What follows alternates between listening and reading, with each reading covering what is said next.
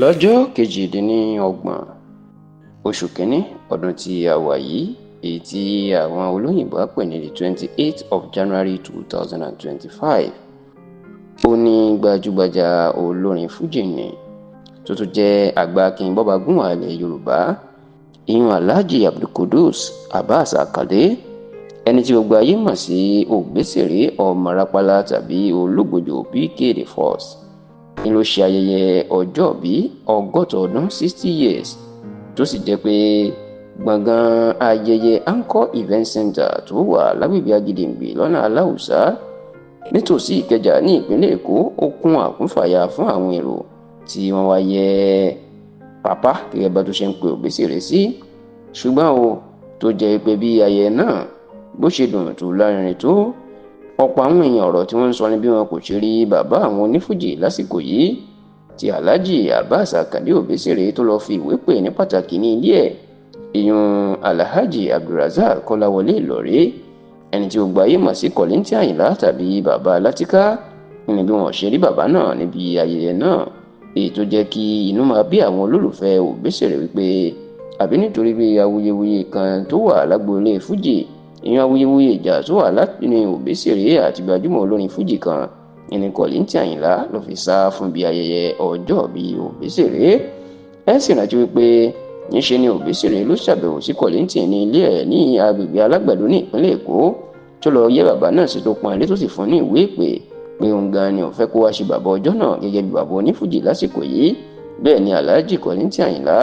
òun náà ṣèlérí láti wá fi ìjókòó yẹ Òbésèré sí, ṣùgbọ́n tó jẹ́ kàyéfì ńlá wípé kò sẹ́ni tó rí Kollington Àyìnlá tí ayẹyẹ ọjọ́ náà tó fi parí. eléyìí ni wọ́n sì ló dùn Òbésèré gan, kódà wọ́n ní inú àwọn olólùfẹ́ Òbésèré náà kò dùn bí wọn kò ṣe rí Kollington Àyìnlá tó lọ́ọ́ fi ìwé pè ní ilé ẹ̀ níbi ayẹyẹ ọjọ́ bí ọgọ́ta ọdún ẹ̀. ṣáò tẹlifíṣàn Yorùbá Tòótọ́ ti túṣu dé ìsàlẹ̀ kòkò àti rí àṣírí ìdí tí Alhaji Àyìnlá Kollington tí ò fi wá síbi ayẹyẹ ọjọ́ bí ọgọ́ta ọdún Òbésèré.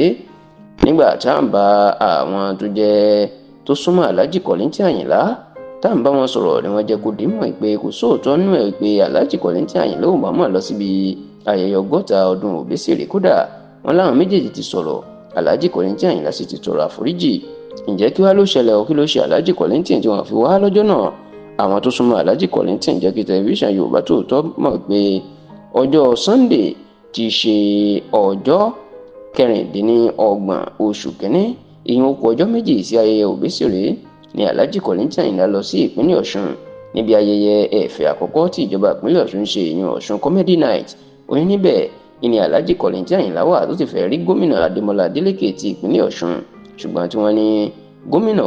wọn kò jẹ́ kí bàbá náà lọ nítorí pé kò tètè rí Alhaji Kollington Àyìnlá, tó sì jẹ́ pé ọjọ́bọ̀ ìyẹn ọjọ́ tọ́ọ̀sì ọ̀sẹ̀ náà lẹ́yìn ọjọ́ méjì tí Òbésèré ṣe ayẹyẹ ọjọ́ bí ẹ̀ ló tó fojú ka Kollington. ẹ̀yìn ìgbà náà ni bàbá náà sì tó kúrò ní ìpínlẹ̀ Ọ̀ṣun kó tó padà wá sí Èkó. eléyìí ni la gbọ́ pé kò jẹ́ kí Kollington kó ráyè wá bí ayẹyẹ ọgọ́ta ọdún Òbésèré, ṣùgbọ́n a gbọ́ pé ó ti pe Òbésèré,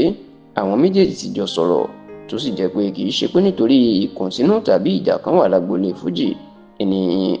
Kollington Àyìnlá kò fi lọ síbi ayẹyẹ ọgọ́ta ọdún Òbésèré, èyí tó ṣe tó ti pín ilé àti àwọn ẹ̀bùn pàtàkì míì fún àwọn ọmọlẹ́yìn tó ń bá ṣiṣẹ́ orin.